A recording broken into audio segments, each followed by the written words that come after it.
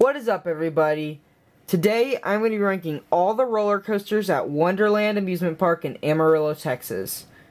They have 5 roller coasters, but I was only able to ride 4 because their SBF Visa spinner was needing a part. So that was kind of a bummer. But this is an interesting park. Their roller coasters and just their rides in general are really weird, but it's really fun. I had a blast here. But they have some pretty good prices here. You walk in, it costs $5 to get into the park, and then you pay per ride, basically. Unless if you want to get the wristbands, you can get the wristband at front. It costs $2 for most of the rides, and I think the only rides that cost $4 is Texas Tornado, the Drop Tower, and then their Haunted House ride. They have some pretty good prices here. And also, some of the rides here, they just didn't even take the money. They just basically got to ride it for free. It was really great. So let's do this rankings. So coming in last place is Hornet. This is the weirdest Vekoma I've ever been on. It's a really long train, and it's basically one person per row, and it's odd. The restraints are weird. You have to pull the lap bar down and then pull it out. But this is a smooth Vekoma. It's pretty smooth, and it's not that thrilling. It's just basically meandering around. But one thing that was cool about it was it used to be at Astroworld, so it's pretty cool. Coming in number 3 is Cyclone. Cyclone is a really old, janky Wild Mouse. I gotta say, this is probably one of the craziest Wild Mouses I've ever been on. It's really old, and it's really loud. It's pretty rough, too, but that just adds to the fun. You have no restraints, and you're in this sled-type vehicle, and then it's really weird. But one thing that's pretty cool about it is the drops that you have on it. You kind of get a little airtime, and it's pretty freaky. But it's really fun. I highly recommend. Coming in number 2 is Mousetrap.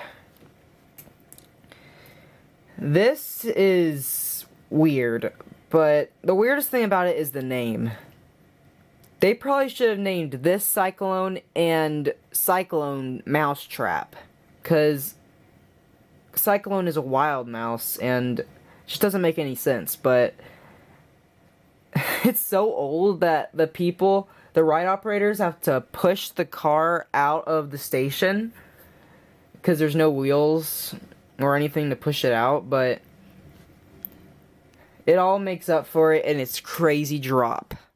That drop, you get some crazy ejector in the back row. You gotta sit in the back row in this ride. If you don't, it's pretty mild. You get some crazy ejector that's sustained. It's about 3 seconds of ejector airtime, I think. It's either 3 or 2, but then afterwards you turn around into another ejector drop, and then that's it. The rest of the ride, you're just basically meandering around. It's pretty boring, but that first half is really good. It probably would be number 1 if that second half wasn't so boring. But coming in number 1 is Texas Tornado. I love this ride. It's nowhere near my top 25 or anything like that, but it's so weird. That loop I think is probably the most iconic part about this ride. It's the first Hopkins roller coaster. That loop when they first made the ride, it did not complete the loop, and instead of just tearing down the loop structure, they just added supports to the loop structure, and it looks really weird. But starting off, you go through that first drop, nothing too big. It's just a drop. It's not that great. The ride's not about the drop. Then you go into that first loop, which you pull some pretty good G's on it. Not gonna lie, it's pretty forceful. Then you go up into this little hill, and then you probably go down something that's it's pretty intense. You go down that little thing, and it's probably better than the first drop, I gotta say. And then you go up through the hill into the best part of the ride, the loop. Yep, and then you go through a nice little tunnel, and then the ride's over. It's pretty short, but it's really smooth for its age. I like it. It's a really good ride. Really weird trains, and yeah, I love it. I hope they keep it around.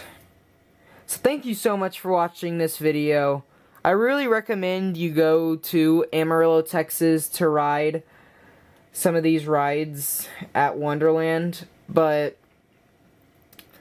if I could recommend one, it's probably going to be Texas Tornado because of that crazy intensity.